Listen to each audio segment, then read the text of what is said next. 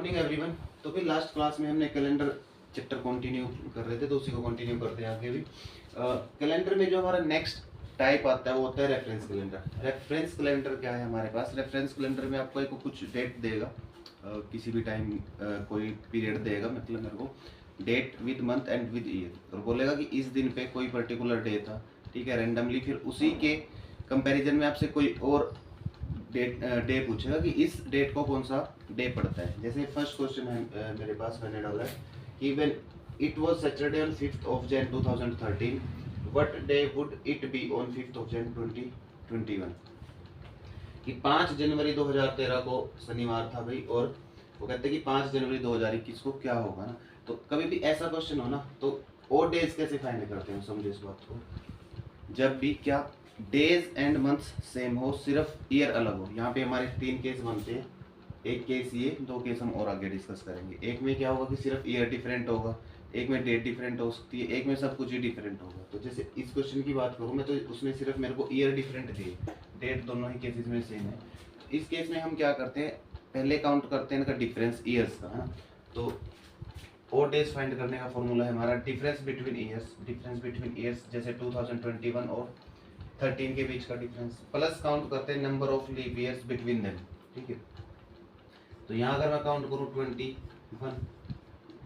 Minus 2013, इनके बीच का difference कितना आएगा अभी? 8 ईयर्स, ठीक है। प्लस इसके बीच में लीप ईयर्स कौन कौन से आएंगे? देखो 2013 नहीं है, 14 भी नहीं है, 15 भी नहीं है, 16 है। उसके बाद 16 के बाद डायरेक्ट कौन सा आएगा? 20। तो 2 लीप ईयर आएंगे मेरे, ठीक है। तो 8 + 2 10 डेज बचेंगे मेरे पास ओड वाले यहाँ पे। अच्छा 10 डेज बचे और डेज, लेकिन मेरे को क्या है कि मैं 7 से डिवाइड करके चेक करता हूँ, ये नंबर मेरे को 7 से छोटा चाहिए। तो 10 को अगर मैं डिवाइड करता हूँ 7 से, तो बचते हैं मेरे पास 3 और डेज। तो सैटरडे के बाद 3 दिन कौन से हो जाएंगे? Sunday, Monday and Tuesday. तो हमारा आंसर क्या हो जाएगा? ट्यूसडे। अच्छा ऐसा करते क्यों हम कि भाई डिफरेंस लेते हैं, क्योंकि मेरे को पता है देखो कि हर एक साल के अंदर कितने दिन होते हैं भाई? 365 या 365 है ना। उसमें से जो 364 डेज है वो कम्प्लीटली वीक्स बन जाते हैं। आप 7 से डिवाइड करोगे तो 52 वीक्स बन जाएंगे पूरे पूरे ना। एक और डे बचता है हर साल में, तो इसी वजह से हर साल का तो मैं एक और डे ले लेता हूँ भाई, ठीक है। अच्छा बीच में कुछ ऐसे साल भी आते हैं हमारे पास जिसमें क्या होता है कि लीप ईयर आएगा, और लीप ईयर के केस में क्या होगा? और डेज होंगे 2, ठीक है। तो उस लीप ईयर को फिर मैं अलग से काउंट कर लेता हूँ। Difference plus number of leap years is equal to total number of odd days, then उसको मैं ऐड करके देख लूंगा। अब जैसे नेक्स्ट क्वेश्चन है हमारा, if it was Tuesday on 10th of October 2019, what day was on 10th of October 2009। अब उसने क्या कहा आपको? 2019 का बताया ना कि 10 अक्टूबर 10th of October 2019 को हमारे पास क्या है? ट्यूसडे है। और आपसे इससे पीछे की डेट पूछ ली, कौन से वाली? 10th of October 2009। तो हमारा कंसेप्ट यहाँ भी सेम ही रहेगा, क्या कि पहले मैं ईयर्स का डिफरेंस लूंगा भाई। ईयर्स का डिफरेंस कितना आएगा? 19 - 9 है ना, 19 माइनस करूंगा 9, तो कितना आ जाएगा? 10, ठीक है। फिर मेरे को क्या करना है? इनके बीच में ओड ईयर्स फाइंड करने, नंबर ऑफ ओड डेज जहाँ से मिलेगा, लीप ईयर्स फाइंड करने, सॉरी, ठीक है। तो 2009 नहीं है, 10 भी नहीं है, 11 भी नहीं है, 12 होगा ना। 12 के बाद दूसरा और डे कौन सा होगा मेरे पास? 16 है ना, 2012 और 2016। उसके बाद 20, लेकिन 20 इस रेंज में नहीं आएगा। 2009 और 2019 के बीच में फाइंड करने, तो नंबर ऑफ और डेज कितने आ जाएंगे मेरे पास? 2। तो 10 डिफरेंस वाले थे और 2 थे मेरे पास ये लीप ईयर वाले। टोटल और डेज कितने हो जाते हैं हमारे पास? 12। अच्छा इस 12 को मैंने बोला कि दोबारा 7 से डिवाइड करके देखते हैं, तो 12 डिवाइड बाय 7, रिमाइंडर कितना आ जाएगा? 5, है ना। 5 और डेज है, लेकिन 5 और डेज अब मेरे पास कौन से हैं? पीछे वाले। बैकवर्ड जाऊंगा क्योंकि 2009 का पूछा है, 19 का देखे, ठीक है। तो ट्यूसडे से पीछे जाओगे आप, पहले मंडे आएगा, फिर क्या आएगा? संडे आएगा, देन सैटरडे आएगा, देन फ्राइडे आएगा, देन आएगा थर्सडे। तो यानी कि मेरा आंसर क्या हो जाएगा इस क्वेश्चन का? थर्सडे, ठीक है। तो सिंपल सी बात है कि भाई अगर और डेज पॉजिटिव बचते हैं तो मैं क्या करूंगा? उसको आगे लेके चला जाऊंगा। अगर और डेज बचते हैं मेरे क्या माइनस में बचता है, तो मैं पीछे काउंट कर लूंगा, जो हम पीछे से ही करते हैं और डेज काउंट करने का फॉर्मूला। तो सेकंड जो टाइप या सेकंड केस हमारे पास जो बनता है वही रेफरेंस कैलेंडर का, वो क्या बनता है कि जब ईयर्स सेम हो बट डेज एंड मंथ्स जो है वो डिफरेंट हो, when years are same and days and months are different reference calendar में। जैसे इस क्वेश्चन में उसने दिया कि 30th of April 2004 was Saturday, कि 30 अप्रैल 2004 को क्या था, शनिवार था। What day was on 25th of Jan 2004, कि 25 जनवरी 2004 को कौन सा दिन होगा। अब उसने क्या कहा मेरे को देखो कि भाई 30 अप्रैल 2004 को क्या था, सैटरडे। पूछा गया है मेरे से 25 जनवरी 2004 को कौन सा दिन होगा, ठीक है। तो ऐसा कभी भी केस आए जिसमें ईयर सेम है लेकिन डे एंड मंथ, डेट और मंथ जो है वो डिफरेंट है, तो कैसे इसको डील करते हैं। आपको क्या करना है, सबसे पहले इन दोनों मंथ्स में से जो भी मंथ पहले आता है, ठीक है, अप्रैल, एक जगह अप्रैल की बात वो कर रहा है, दूसरी जगह बात कर रहा है जनवरी की, तो आपको वो मंथ लिख लेना है। जैसे इसमें यहाँ इसने बात की है जैन की, तो मैं एक बार जैन लिख लूंगा। उसके बाद जिस मंथ की बात करिए अप्रैल की ना, तो जैन से लेके अप्रैल तक जितने भी मंथ्स आते हैं बीच में, जैसे कौन कौन सा आएगा, फेब, फेब के बाद मार्च, तो मार्च के बाद अप्रैल, ठीक है। आपको करना क्या है भी, आपको जैन के तो लिखने हैं रिमेनिंग डेज, जो मंथ दोनों में से फर्स्ट आता है, पहले आता है, उसके लिखने हैं रिमेनिंग डेज। तो 25th ऑफ जैन की बात की उसने, तो जैन में 6 डेज और बचे हैं हमारे पास, जनवरी के 6 दिन और बचे हैं, तो यहाँ लिखूंगा मैं 6 और डेज, है ना, रिमेनिंग डेज। ये मैंने लिखा ना, month which comes first in year, इसके लिखने हैं हमें रिमेनिंग डेज,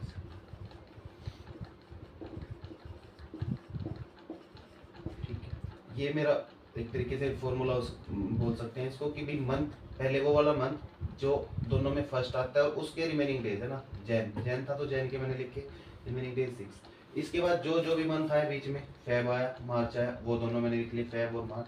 फिर गिवन डेट, उसने क्या गिवन डेट दी है मेरे को, अप्रैल की 30th ऑफ अप्रैल, तो मैं यहाँ लिख लूँगा 30th बस, अप्रैल लिखने की जरूरत नहीं क्योंकि अप्रैल ऊपर लिख दिया। दोनों में से फर्स्ट कौन सा था, जैन, मैंने जैन के रिमेनिंग डेज लिखे, बीच में जो भी ड्यूरेशन में मंथ आते हैं वो मंथ लिख लिए, और एंड में मैंने लिख लिया सेकंड वाले ईयर की गिवन डेट। इसके बाद क्या करना है मेरे को, इसके बाद मेरे को ये करना है कि जो बीच में 2 मंथ आए, फेब और मार्च, इनके और डेज लिखने हैं बीच में। अच्छा, और डेज निकालेंगे कैसे, या तो मैं याद कर लूँ, नहीं तो सिंपल ये कि किसी भी मंथ के टोटल नंबर ऑफ डेज को मैं क्या कर लेता हूँ, 7 से डिवाइड। जैसे जैन की मैं बात करूँ, जैन में कितने डेज होते हैं टोटल भाई, 31 है ना, 31 की जनवरी होती है, तो 31 को 7 से डिवाइड करोगे, 3 और डेज। ऐसे ही फेब, फेब में और डेज की पॉसिबिलिटी है 2, अगर फेब 28 की है तो रिमाइंडर 0, तो और डेज भी 0। अगर फेब 29 है, ये लीप ईयर है इस साल, तो एक और डे आ जाएगा क्योंकि 29 डेज है। इसी तरीके से मार्च में 31 दिन है तो मार्च में भी और डेज आ जाएंगे 3। अप्रैल में 30 दिन है तो अप्रैल में और डेज 2।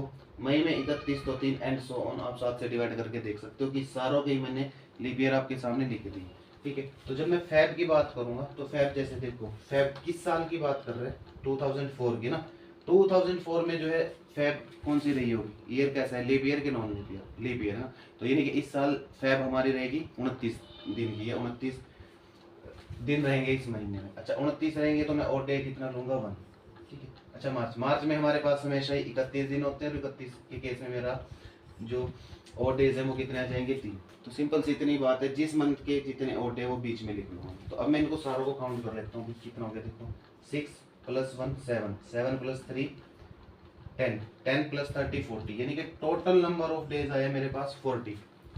अगर मैं 40 को दोबारा डिवाइड करूंगा नंबर ऑफ और डेज निकालने के लिए, तो किससे करना पड़ेगा, 7 से, ठीक है।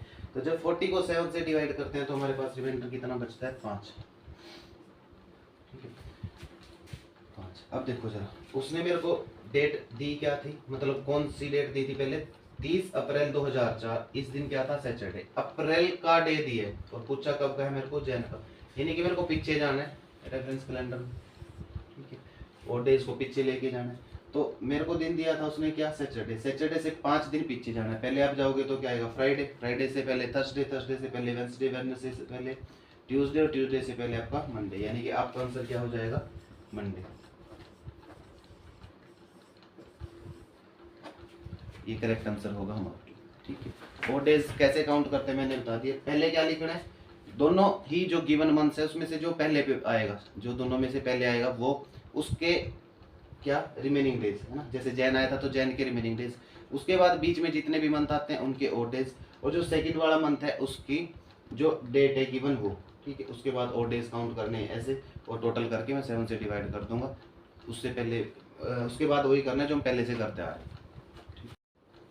नेक्स्ट है भाई हमारा when days months and year are all are different, है ना, जब वो ऐसी कोई डेट दे दे जिसमें साल भी अलग है, हमारा मंथ भी अलग है और वो डेट भी अलग है। जैसे इस क्वेश्चन में उसने दिया है इट वाज संडे ऑन 15 अगस्त 2003, ये 15 अगस्त 2003 को क्या था, हमारा संडे था। What day would it be on 27 of May 2015, 27 मई 2015 को कौन सा दिन होगा, समझना भाई इस बात को। तो जब भी ऐसा होना तो मेरे को थोड़ा सा काम करना ज़्यादा पड़ जाता है भाई इसमें, क्या कि इसमें 2 स्टेप में हम number of odd days count करते हैं। First number of odd days for years, है ना, जो हमने फर्स्ट केस में काउंट किए थे, तो ईयर्स के लिए जो है हम अलग से काउंट करेंगे ऑड डेज, कैसे, जैसे केस 1 में किया था, और डे जो है मंथ और डेट के लिए अलग से काउंट करेंगे जैसे हमने कहा किया था केस नंबर 2 में, ठीक है। तो जैसे हम पहले काउंट कर लेते हैं एक बार ईयर के लिए ना, तो ईयर कौन सा है 2003 और 2015, तो 15 और 3 इन दोनों का डिफरेंस कितना आएगा भाई मेरे पास 12, ठीक है 12।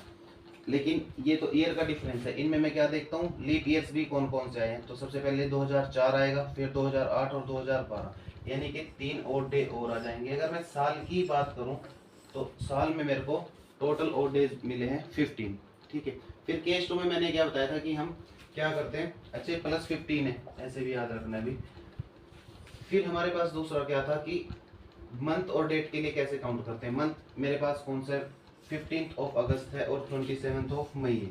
तो मैंने ये बताया था आपको केस 2 में कि पहले हम जो स्टार्टिंग वाला मंथ है मई, इस मई के रिमेनिंग डेज दिखते हैं। मई के रिमेनिंग डेज कितने हैं मेरे पास 4, ठीक है। मई के बाद क्या आएगा जून, और जून में रिमेनिंग डेज कितने होते हैं 2 ना, नहीं तो याद भी रख सकते हो कि जून में 30 मंथ है, 30 को 7 से डिवाइड करोगे तो 2। मई जून, अब नेक्स्ट मंथ आएगा जुलाई, तो जुलाई में कितने डेज होते हैं भाई 31 है ना, 31 वाले केस में मेरे और डेज कितने आ जाएंगे 3, और ये जो डेट है लास्ट वाले मंथ की हम एज इट इज लिखते हैं, ठीक है। तो कितने और डेज बचे भाई हमारे पास 4 + 2 6, 6 + 3 9, 9 + 15 24, एक बार चेक कर लेते हैं इसको। 27 ऑफ मई, मई के 4, जून 2, जुलाई 3, अगस्त 15, है ना। अच्छा, अगर मैं दोबारा 7 से डिवाइड करूंगा तो कितने और डेज बचेंगे, 7 के 21, 3 यहाँ से और डे बचे हैं 3, वहाँ से 15। लेकिन एक बात का ध्यान रखना भाई क्या कि यहाँ जो मेरे को डेट दी थी ना संडे 15 अगस्त की दी थी, अगस्त की, ये वाली जो डेट है अगस्त की है मंथ में, और ये है पूछा जो है वो मई का है, यानी अगस्त से पीछे जाना है, तो ये और डेज एक्चुअल में क्या है माइनस वाले, मेरे को बैकवर्ड जाना पड़ेगा। अब मैं इसको 3 ना लेके -3 लूंगा। अगर मेरे को यही डेट वो मई की दे देता, ये दिन संडे बोल देता कि मई को संडे है इतना, और अगस्त का आगे पूछ ले, तब मैं इसको +3 लेता, +3 लेता। लेकिन क्योंकि मेरे से अगस्त का पूछा है और बताया अगस्त का दिया है और बताया किसका है मई का, तो मेरे को ये माइनस लेना पड़ेगा। अच्छा -3 ये थे और +15 वो थे, -3 + 15। जब मैं इसको सोल्व करता हूँ तो और डेज कितना है मेरे पास 12। अब मैं 12 को क्या करूँगा दोबारा डिवाइड करूँगा किससे 7 से, और डेज कितना आ गए 5, क्योंकि रिमाइंडर कितना है 5, प्लस का 5 आया। अब प्लस का 5 आया, ठीक है, तो आप कब से काउंट करोगे संडे से, तो संडे के बाद 5 दिन काउंट कर लेते हैं, Monday Tuesday Wednesday Thursday and Friday, यानी कि इस डेट को जो डे होगा वो होगा फ्राइडे। हमारा आंसर क्या होगा फ्राइडे। मैं दोबारा एक बार क्विकली आपको बता देता हूँ। सबसे पहले आपको क्या करना है number of odd days for leap year. Odd days के लिए कैसे, जैसे केस 1 में दोनों का डिफरेंस प्लस उनके बीच में जितने भी मेरे पास क्या आते हैं ओड डेज, ठीक है। तो 15 और 3 का डिफरेंस 12, और 3 इसमें ओड डेज आएंगे 4, 12 और 15, ठीक है। 4, 12, 4, 8 और 12, 2004, 2008 और 2012, तो टोटल ओड डेज आ जाएंगे यहाँ से 15। दूसरा मैंने डेट और इसका कैसे बताया मंथ का, कि दोनों मंथ में जो दिया हुआ है वो पहले लिख लो और उसके ओड डेज, है ना। तो यहाँ था अगस्त, यहाँ था मई, तो मई में कितने दिन बचे 4, मई के 4, मई के बाद जून, जून के 2, उसके बाद जुलाई, जुलाई के 3 और अगस्त के कितने 15, मई जून जुलाई अगस्त। ठीक है, तो मैंने काउंट कर लिया सारे कितने बचे थे। लेकिन क्योंकि उसने मेरे को अगस्त की डेट दी है और पूछी किसकी, मई की, मंथ में 27 मई और 15 अगस्त। 15 अगस्त दिया है, मई में जाना पीछे, तो ये जो ओड डेज है ना ये मैं माइनस लूंगा अभी। ठीक है, ये माइनस का 3, ये प्लस का 15, तो ओवरऑल ओड डेज बचे मेरे पास +12। +12 को फर्दर में डिवाइड करूंगा 7 से, तो कितना आ जाएगा 5 आंसर। ठीक है, बस इस प्लस माइनस का ध्यान रखना है, बाकी एज इट इज है सारी चीजें। ये तीनों हमने कंप्लीट कर लिए। तो भाई नेक्स्ट हमारा कंसेप्ट आता है रेपिटेशन ऑफ कैलेंडर का। रेपिटेशन ऑफ कैलेंडर किसको बोलते हैं, जब किसी भी 2 ईयर्स के जो नंबर ऑफ डेज और डेट्स है वो सेम हो बिल्कुल, उसको मैं क्या बोलूँगा, रेपिटेशन ऑफ कैलेंडर। या इसको ऐसे बोल सकते हैं कि जब 2 साल बिल्कुल सेम होंगे डेट में भी और ईयर, डेज में भी और डेट में भी, तो उसको क्या बोलेंगे, रेपिटेशन ऑफ कैलेंडर। या और प्रिसाइजली इसको हम बोलना चाहे तो ऐसे बोल सकते हैं कि हर एक डेट पे पढ़ने वाले डेज 2 अलग अलग सालों के जब 2 बिल्कुल सेम होंगे, तो उसको हम क्या बोलते हैं, रेपिटेशन ऑफ कैलेंडर।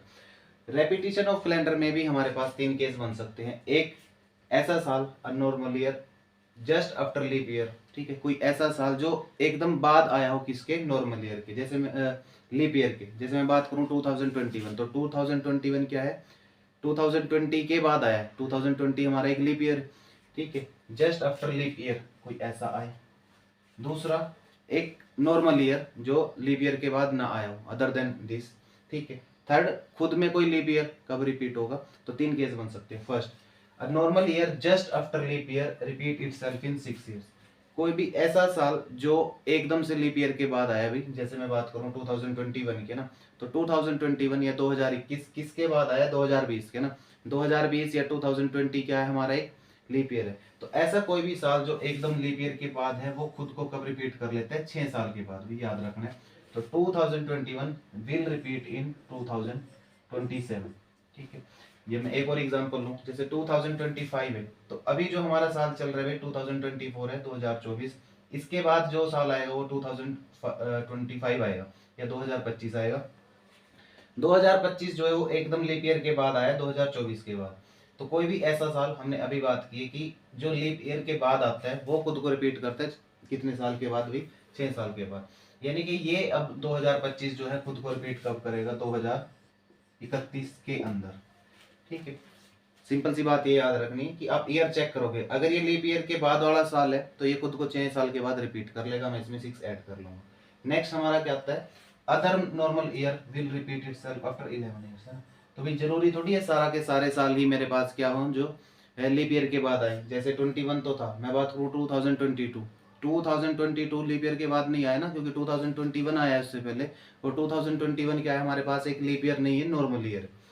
तो ऐसा कोई भी साल जो नॉन लीप ईयर है या नॉन लीप ईयर के बाद नहीं आया है, या कोई भी नॉर्मल ईयर जो लीप ईयर के बाद नहीं आया है, वो खुद को रिपीट कर लेगा 11 साल के बाद, है ना। जैसे मैं यही बात कर लेता हूँ 2022 की, है ना। 22 किसके बाद है, 21 के, यानी कि ये खुद को रिपीट करेगा 11 साल के बाद, यानी कि 2022 + 11 2033 में।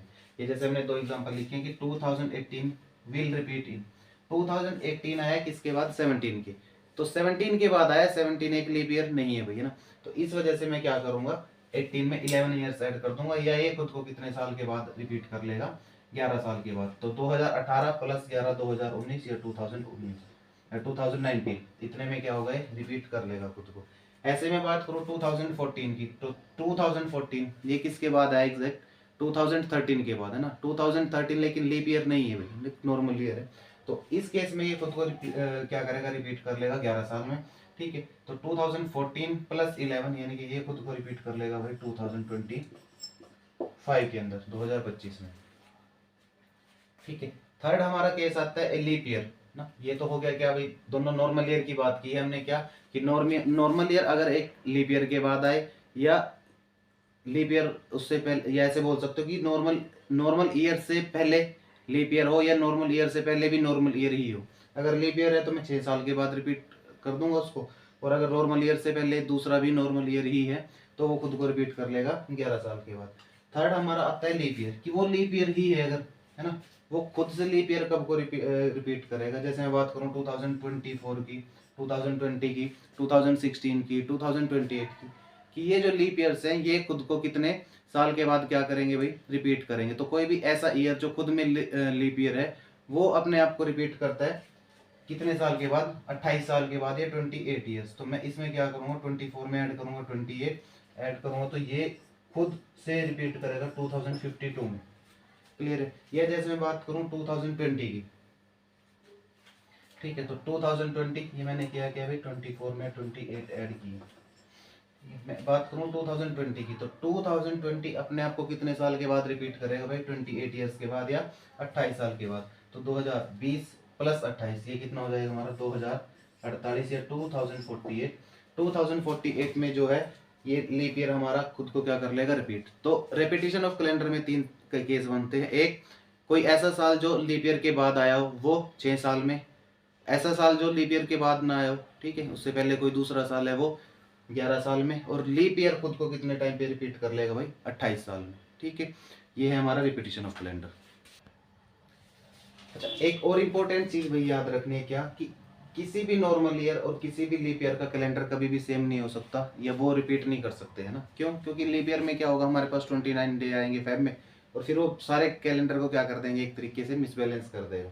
ठीक है, इस वजह से कोई भी नॉर्मल ईयर और कोई भी लीप ईयर जो है सेम नहीं हो सकते। सेकेंड थिंग क्या याद रखनी है, कि अगर वो मेरे को टाइम देते है ना, कि number of odd days between 2 years are 0 they will be equal. ठीक है, किसी पीरियड अलग अलग साल के बीच में मेरे को अगर चेक करना है तो मैं क्या देख लूंगा, उनके बीच में ओड डेज चेक कर लूंगा। अगर उनके बीच के ओड डेज जो है हमारे 0 बच गए तो उनका जो कैलेंडर है वो सेम होगा या रिपीट करेंगे। जैसे मैं बात करूं क्या, कि मेरे को ये बताओ कि 1990 और 2001 क्या ये सेम है कैलेंडर इनका, या इनका कैलेंडर जो है वो रिपीट कर रहा है। तो मैं क्या करूंगा भाई, इनके बीच में ओड डेज चेक करूंगा। पहले तो ओड डेज कितने आएंगे, 11, हर साल का एक है ना डिफरेंस, 11। 90 के बाद फर्स्ट लीप ईयर आएगा 92, देन 96, देन 90 2000 है ना, 92 96 एंड 2000, यानी कि 3 लीप ईयर। 11 ओड डे पहले थे, 3 ओड डे और आगे मेरे पास कितना आगे 14 ओड डेज है ना। 14 जो है डिविजिबल है कंप्लीटली किससे, 7 से, तो मेरा रिमाइंडर क्या बचा है 0। यानी कि 1990 और 2001 इन दोनों का कैलेंडर क्या होगा, सेम होगा। ये 1990 जो है खुद को रिपीट कर लेगा भाई 2001 के अंदर। ठीक है, तो ये भी एक छोटा सा कंसेप्ट याद रखना है हमारा रेपिटेशन ऑफ कैलेंडर में। क्या ओड डे, नॉर्मल ईयर और लीप ईयर कभी भी सेम कैलेंडर नहीं दे सकते, रिपीट नहीं कर सकते। ओड डेज अगर 2 साल के बीच में, किसी भी 2 पर्टिकुलर ईयर्स के बीच में अगर उनका ओड डेज 0 आता है तो वो भी क्या होंगे, वो दोनों के दो ही हमारे रिपीट करेंगे, उनका कैलेंडर सेम होगा। ठीक है,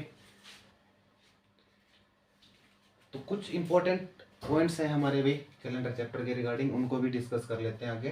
कहता है कि नॉर्मल ईयर में और क्या स्पेशलिटी होती है, क्या खास बात है। इन ए नॉर्मल ईयर, कोई भी नॉर्मल ईयर है उसमें कितना टाइम होता है भाई, 365 दिन है ना, 365 डेज। अगर मैं 365 डेज के वीक बनाना चाहूँ भाई, तो मेरे को पता है एक वीक में 7 डेज होते हैं। ठीक है, मैं इसको डिवाइड करूंगा तो ये पहले 52 टाइम्स जाएगा और 1 बचेगा रिमाइंडर। या मैं ऐसे बोल सकता हूँ कि 52 वीक्स तो कंप्लीट बन जाएंगे हमारे, है ना, 7 दिन के 52 वीक्स बन जाएंगे और एक बचेगा ओड डे। ये मैं डायरेक्ट याद रख सकता हूँ कि किसी भी नॉर्मल ईयर के अंदर कितने ओड डे होते हैं भाई, एक। वही मैं बात करूँ, अच्छा, एक ओड डे होता है। अगर मैं वीक की बात करूँ तो एक वीक में, हर वीक में सेम डेज रिपीट होते रहेंगे ना। पहले 7 दिन जो, पहले एक वीक में 7 दिन पे जो भी डे होएगा, Sunday Monday Tuesday and so on, Monday Tuesday onwards, ठीक है, तो वही डेज क्या होंगे, हर वीक में रिपीट होते रहेंगे। तो जब 52 वीक कंप्लीट होंगे ना, तो फर्स्ट वीक में अगर मैं बात करूं कि भाई मंडे से लेके ये संडे पे कंप्लीट हुआ था, Monday Tuesday Wednesday Thursday Friday Saturday Sunday, ठीक है, तो 52 नंबर का जो वीक आएगा, 52वां वीक, तो उसमें भी ऐसे ही चलेगा, Monday Tuesday Wednesday Thursday Friday Saturday and Sunday. ठीक है, तो इस बात का मतलब क्या हुआ कि भाई 52 वीक्स तक कोई भी मेरे पास ओड डे नहीं बचेगा। तो मेरे पास ओड डे क्या बचेगा, एक ही है ना। और इस केस में, ओड डे के केस में अगर मैं बात करूं तो लास्ट डे कौन सा आएगा, सबसे पहले वाला, मंडे। ठीक है, तो आप ऐसे देख सकते हो कि किसी भी नॉर्मल ईयर में जो फर्स्ट डे है उस ईयर का और जो लास्ट डे है वो सेम होते हैं, है ना। ऐसे भी याद रख सकते हो कि जो साल का पहला दिन होगा वही साल का आखिरी दिन होगा, किसके केस में, नॉर्मल ईयर के केस में। क्यों? क्योंकि मेरा 1 ओड डे बचता है, एक दिन ओड बचता है। ठीक है, फॉर एग्जाम्पल अगर मैं कहूँ कि 1 जनवरी 2021 को मंडे था, if it is Monday on 1 Jan 2021, then what day will be on 31st of December 2021। तो भाई 2021 ये हमारा कौन सा साल है, नॉर्मल ईयर है ना। और मैंने क्या कहा कि नॉर्मल ईयर में एक और डे बचेगा, या डायरेक्ट भी याद रख सकते हो कि नॉर्मल ईयर के अंदर जो साल का पहला दिन होगा वही आखिरी दिन भी होगा। भी अगर 1 जनवरी 2021 को मंडे था, ठीक है, तो 31 दिसंबर 2021 को भी क्या होगा, मंडे। डायरेक्ट याद रखना है, नॉर्मल ईयर में जो साल का पहला दिन वही आखिरी दिन। क्यों? क्योंकि एक और डे बचता है भाई, बाकी तो सारे वीक में रिपीट हो जाएंगे, ठीक है। अच्छा मैं लीप ईयर की बात करूं तो लीप ईयर में हमारे पास क्या होता है भाई, 366 डेज, 366 दिन। इसको जब मैं कन्वर्ट करूंगा तो 52 वीक्स तो कंप्लीट बनेंगे, अभी हमने बनाए थे, है ना, 364 दिन तक। और यहाँ 365 में एक रिमाइंडर बचा था, तो 366 या 366 में कितना रिमाइंडर बचेगा, 2। यानी कि और डेज यहाँ कितने हो जाएंगे मेरे, 2, है ना। इस केस में मेरे और डेज हो जाएंगे 2, या मैं ऐसे बोल सकता हूँ कि 52 वीक्स तो खुद को रिपीट करते रहेंगे, है ना। और उसके बाद जो भी साल का पहला दिन है उसके बाद एक और काउंट कर लूंगा मैं ना, तो वो दूसरा दिन मतलब 2 दिन जो है ओड हो जाएंगे। जैसे मैं कहूँ, या आप इसको लिखना चाहो तो कि last day of a leap year will be next day of the first day of the year, कि साल का जो आखिरी दिन है ना वो क्या होगा, साल के पहले दिन से अगले वाला दिन। क्यों? क्योंकि एक के केस में तो सेम ही आ जाता है जब एक और डे, ठीक है। तो 2 के केस में क्या होगा, एक तो ये सेम डे वाला और सेम डे से अगले वाला दिन, क्योंकि यहाँ ओड 2 है। तो ऐसे बोल सकते हो कि जो लीप ईयर है उसमें फर्स्ट डे से नेक्स्ट वाला दिन जो है वो आखिरी होगा। जैसे मैं कहूँ कि 1 जैन 2004, 1 जनवरी 2004 को क्या था, मंडे।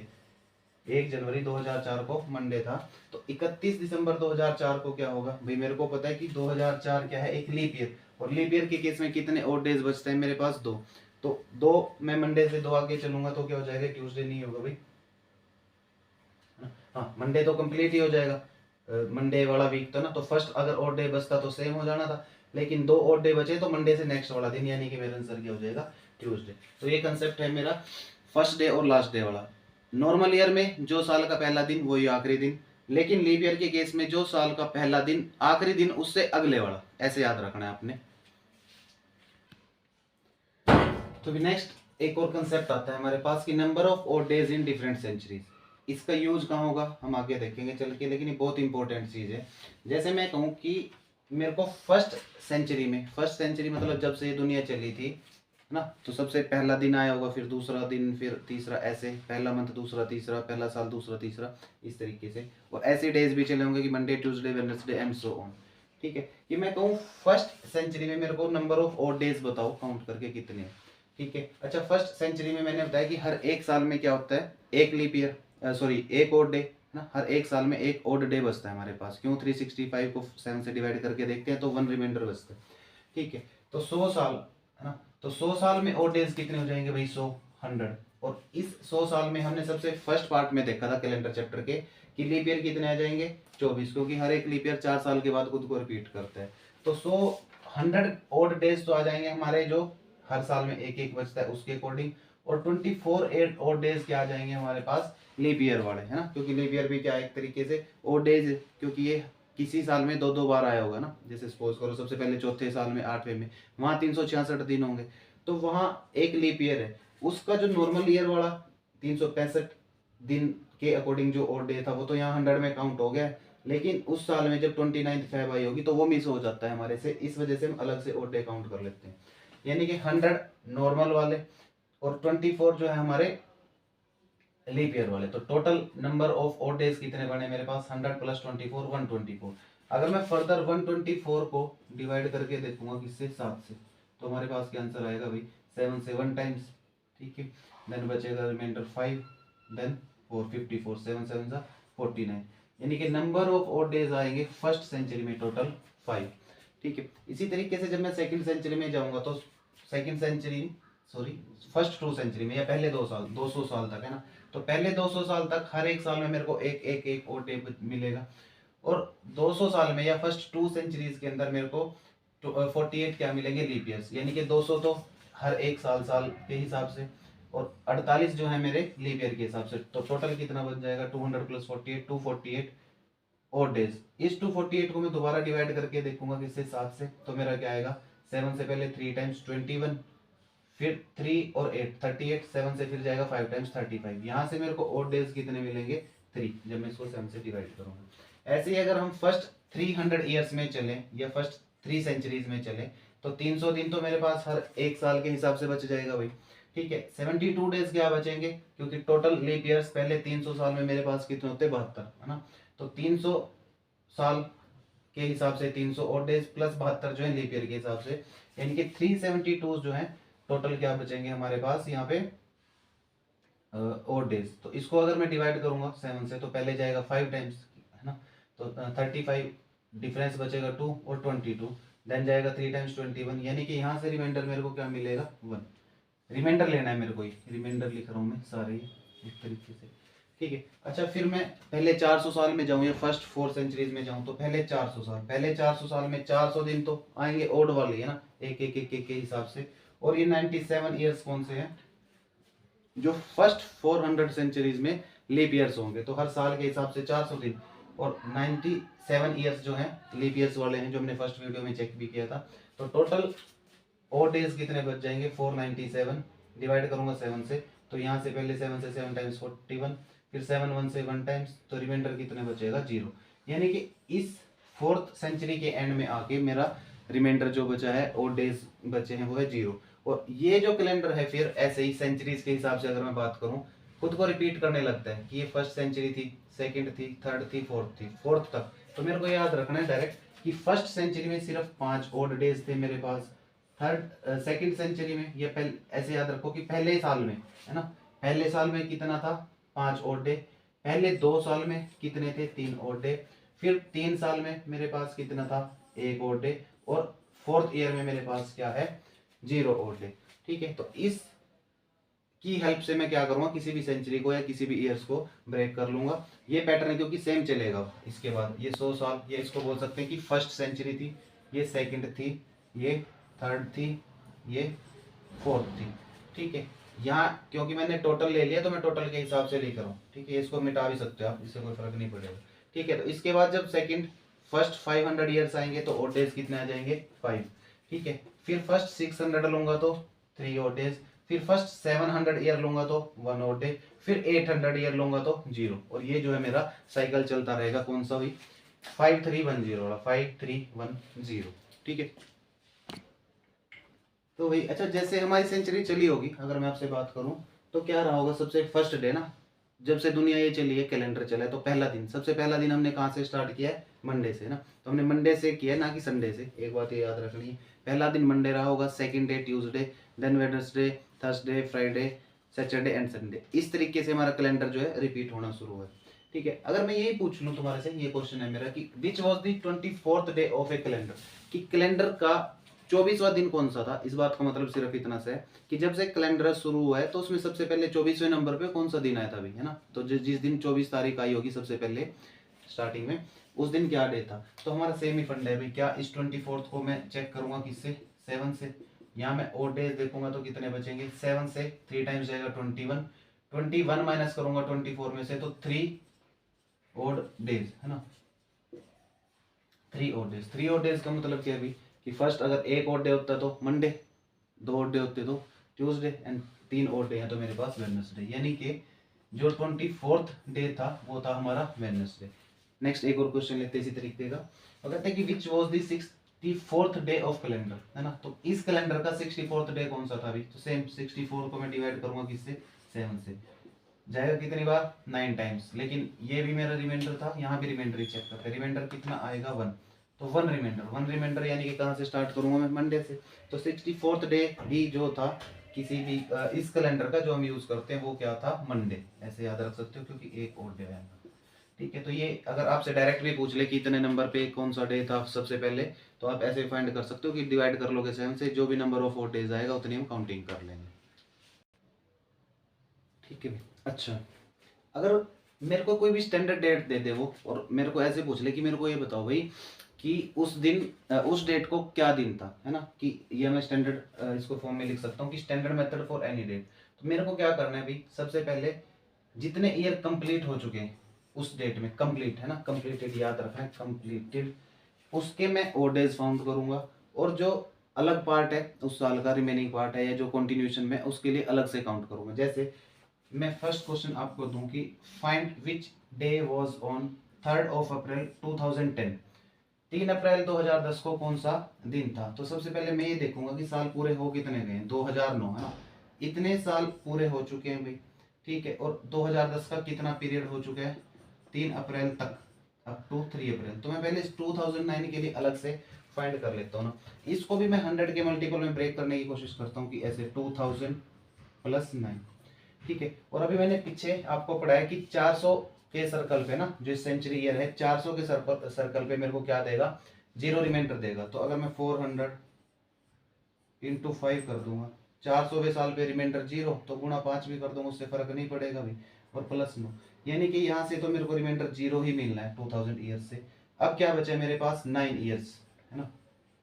अगर सपोज करो ये क्या होता है 2100, तो 400 के सर्कल पे जीरो, 2000 पे जीरो, और 2000 के बाद 2100, यानी कि फर्स्ट सेंचुरी बची है। और फर्स्ट सेंचुरी में मैंने पीछे दिखा है कितने, 5। फिर मैं क्या लेता कि 5 और डेज ले लेता, लेकिन ये क्योंकि 400 का मल्टीपल है, तो 400 का कोई भी मल्टीपल मेरे को रिमाइंडर देगा जीरो। अगर मैं इस ईयर्स में काउंट करना चाहूँ भाई 9 साल, तो 9 साल के लिए तो 9 और डे डायरेक्ट है मेरे पास, है ना, हर एक साल का एक एक एक एक और डे, ठीक है। अच्छा 2009, तो अगर मैं 9 साल में देखना चाहूँ, इन 9 सालों में कि लीप ईयर कितने आएंगे भाई, लीप ईयर आएगा एक 4 वाला 4th ईयर, और दूसरा 8th वाला, तो 9 प्लस 2, टोटल लीप ईयर यहाँ से कितने मिलेंगे मेरे को, 11, ठीक है। लीप ईयर नहीं, सॉरी, और डेज, टोटल 11 और डेज मिलेंगे। ये इसको फर्दर मैं सोल्व करना चाहूँ, 11 डिवाइड बाई 7, यानी कि यहाँ से और डेज मिलेंगे मेरे को 4, कहाँ से भाई, ईयर के केस से 4 डेज। अच्छा अप्रैल तक मैं काउंट करना चाहूँ, तो पहले तो समझो कि लीप ईयर नहीं है ना, तो जनवरी के मेरे पास लीप ईयर आएगी, क्योंकि 31 की होती है, तो 3 पीछे मैंने लिखवाया भी था आपको, जनवरी। इसके बाद क्या आएगा, फैब में जीरो, क्योंकि नॉर्मल ईयर है 28 की रही होगी। देन आएगा क्या, मार्च ना, मार्च कितने का होता है, 31 का, यहाँ भी और डे कितने आ जाएंगे, 3। और अप्रैल की जो उसने डेट दी है मैं वहीं तक काउंट करूंगा, यानी कि 3, ठीक है। तो सिर्फ अगर इस डेट और मंथ से मैं चेक करना चाहूँ, तो कितने लीप ईयर आ जाएंगे, 3 + 3 + 3, कितने और डेज आ जाएंगे, 3 और डे, 9 और डेज, समझना जरा इस बात को। तो भाई 4 और डे मिले मेरे को यहाँ से ईयर वाली कैलकुलेशन से, और 9 और डेज मिले हैं इस डेट वाली कैलकुलेशन से। तो टोटल कितना लीप ईयर हो गया मेरे पास, ये और डेज हो गया, बार बार लीप ईयर बोल रहा हूँ, सॉरी, और डेज, 4 और डे प्लस 9 और डेज, है ना। तो 4 + 9 कितना हो गया हमारे पास, 13, है ना। 13 जो है ओड डेज बचे हैं। अब इस 13 को दोबारा चेक करना है 7 से डिवाइड करके, तो कितना आ जाएगा मेरे पास, 6 और डेज, है ना, 6 और डेज, यानी कि छठे नंबर पे जो दिन होगा वो दिन इस दिन रहेगा। छठे पे कौन सा होगा, Monday, Tuesday, Wednesday, Thursday, Friday, Saturday, यानी कि इस दिन जो डे था वो था सैटरडे। किया क्या है हमने, इसको दो पार्ट्स में डिवाइड करा है। एक, जितने ईयर कंप्लीट हो चुके हैं, 2010 की बात चल रही है, 10 कंप्लीट नहीं हुआ, 2009 तक, है ना, 2009 तक अलग काउंट करें यहाँ, ठीक है। इसके बाद ये 2010 का जितना पार्ट था अप टू 3rd अप्रैल, या ऐसे याद रखो कि 1 जन से लेके 3rd अप्रैल तक, इसको अलग से काउंट किया, है ना। तो 2009 को पहले मैंने 100 के मल्टीपल में ब्रेक कर दिया, 2000 + 9, है ना, 2000 + 9, तो 2000 क्या है, 400 का मल्टीपल है, 400 का कोई भी मल्टीपल है वो रिमाइंडर जीरो देगा सेंचुरी पे, ठीक है। 9 साल, तो 9 हर एक साल में एक मेरे को क्या देगा, और डे, और 2 आ जाएंगे यहाँ पे क्या भाई, लीप ईयर। तो 9 साल + 2 साल कितना हो जाएगा, टोटल 11 लीप ईयर, सिर्फ साल वाले। 11 को फर्दर डिवाइड करूंगा तो 4 और डे, है ना, लीप ईयर फिर बोल रहा हूँ, 4 और डेज। जब मैंने ईयर्स का काउंट किया तो भाई जैन के 3, फेब के 0, मार्च के 3 और अप्रैल के 3, टोटल हो गए मेरे पास 9। तो 9 और डेज ये थे मंथ वाले या डेट वाले, और 4 और डेज थे मेरे पास ईयर वाले। तो 9 + 4 13, 13 डिवाइड बाई 7 कितना हो गया मेरे पास, 6, है ना। 6 और डेज बच गए। 6 नंबर का जो डेट आएगी, 6 नंबर पे जो डे आएगा वो क्या आएगा मेरा, सैटरडे। अच्छा अगर मैं इसको देखूं, इंपॉर्टेंट डेट है भी, कई बार पूछ भी लेते हैं एग्जामिनर, 15 अगस्त 1947। तो कौन सा साल चल रहा है ये, 15 अगस्त 1947, है ना, 47, लेकिन 47 काउंट नहीं करना, कौन सा करना है, 1946 तक। पहले मैं यहाँ देखूंगा, इस 15 अगस्त तक अलग देख लेंगे ना, तो 15 अगस्त तक देख ही लेते हैं भाई, 46 ईयर हो चुके हैं। 47 वैसे भी क्या है, लीप ईयर नहीं है, ठीक है। तो जैन के कितने आएंगे, 3, फेब के 0, मार्च के 3, अप्रैल के 2, मई के 3, जून के, जनवरी फरवरी मार्च अप्रैल मई और जून के भी 2, देन जुलाई के 3 और अगस्त के 15, क्योंकि अगस्त की डेट दी ही है उसने। तो अगर मैं यहाँ से काउंट करूँ तो 3 + 3 6 + 2 8 + 3 11 + 2 13 + 3 16 + 15 31 है ना। तो टोटल डेज कितने बचते हैं मेरे पास 31।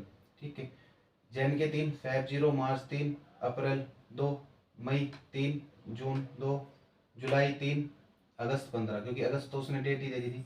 31 और डेज। तो 31 को किससे चेक करूंगा भाई मैं 7 से, यहाँ से और डेज कितना बचेगा 7 चौका 28 है ना। तो और डेज बचे 3। अगर मैं सिर्फ इसकी बात करूँ जो कॉन्टिन्यूशन में साल है, यहाँ से मेरे को बचे हैं 3 और डेज। अच्छा, इसको ब्रेक कैसे करोगे आप, इसको देख सकते हैं 1900 प्लस 46 या 46 है ना। इस 1900 में से भी 400 का मल्टीपल क्या आएगा 1600 है ना। 400 का मल्टीपल आएगा भी 1600। तो 1600 तक तो क्या आएगा नंबर ऑफ ऑड डेज 0। आगे कितना बचा मेरे पास 300 प्लस 46। और अभी मैंने देखा था कि फर्स्ट सेंचुरी में पहले 100 साल में 5, दूसरे में 200 में 3, और तीसरे 300 साल में कितना आया था 1 है ना, 5310। यानी कि इस 300 साल में से मेरे को ऑड डे कितना मिलेगा 1। समझ रहे हो। अच्छा, ये साल है, इनमें से 46 तो मिलेंगे ही मिलेंगे पूरे। क्यों? क्योंकि हर एक साल का एक ऑड डे। समझ रहे हो। ठीक है, और 46 के अंदर लीप ईयर कितने आ जाएंगे, 4 साल के बाद एक आता है। तो 46 को डिवाइड करके देख लूंगा मैं 4 से, तो कितना आ जाएगा 11 है ना। 11 चौके 44। इतने जो है मेरे पास साल वाले बचेंगे, ईयर्स वाले मेरे ऑड डेज। तो 46 + 1 47, 47 + 11 48 और 58। ठीक है, इतने जो है मेरे पास ऑड डे बचेंगे किसके ईयर्स के। ठीक है, कैसे किया 1946 को 1900 + 46, 1900 को लेके गया मैं 400 के आसपास, 400 के मल्टीपल के 1600, 1600 पे 0, तो आगे कितना बचा 346। इसको मैंने ब्रेक कर लिया 300 + 46 में ना। और 300 में कितना मिलता है 1। 46 में 46 तो मिलेगा ही मिलेगा हर एक साल का एक। लेकिन क्योंकि 4 साल के बाद आ रहा है तो भाई मैं 46 को 4 से डिवाइड करके देख लूंगा कितना जाएगा 11। तो यहाँ से मिला मेरे को कितने 58, और ये कितने मिले हैं 3। तो 58 + 3 कितना हो जाएगा मेरे पास 61। और 61 को मैं किससे चेक करूंगा, 61 को मैं डिवाइड करके देखूंगा किससे भाई 7 से। तो 61 + 7 7 8 56, 7 8 56, रिमाइंडर कितना बचा 5। यानी कि 15 अगस्त 1947 को, जिस दिन हमारा देश आज़ाद हुआ है, उस दिन कितने और डेज थे वहां तक बचे हुए 5। या मैं ऐसे पूछ लूँ कि उस दिन क्या था, तो Monday, Tuesday, Wednesday, Thursday and Friday. ठीक है, तो वैसे भी याद रखना है 15 अगस्त 1947 को कौन सा दिन था भाई, उस दिन था शुक्रवार या फ्राइडे। अच्छा, नेक्स्ट क्वेश्चन मैंने लिखा है 26 जनवरी 1950। इस क्वेश्चन का आंसर निकाल के आप क्या करोगे, कमेंट बॉक्स में मेरे को कमेंट करोगे कि क्या आंसर है, फिर मैं बताऊंगा कि कैसे इसको सोल्व करना था या क्या इसका आंसर सही है। तो ध्यान क्या रखना है, सिर्फ इतनी सी बात कि जितने साल कंप्लीट हो चुके हैं उसके अलग से काउंट करो, जितना कॉन्टिन्यूशन में है उसका अलग से। तो हर एक मंथ के मेरे को पता है, मैंने लिखवाए हैं। साल के कैसे काउंट करोगे कि 400 के मल्टीपल पे ब्रेक करो पहले 2 से ना, क्योंकि 400 पे 0 मिल जाएगा। बाकी अगर 100 साल बचते हैं तो 5 और डे, 200 बचते हैं तो 3, और 300 बचते हैं 1, 400 पे फिर कितना आ जाता है 0। ये याद भी रखना है तुमने, 100 200 300 400 5310 इतने और डेज होते हैं हमारे पास। तो ये कंसेप्ट है, किसी भी डेट पे अगर हमें फाइंड करना हो क्या हो, कोई भी डे है ना, कोई भी डेट दे दो आप दुनिया की। ठीक है, इस कंसेप्ट से आप क्या कर सकते हो, उस डेट को बता सकते हो कि कौन सा दिन था। ठीक है, थैंक यू सो मच।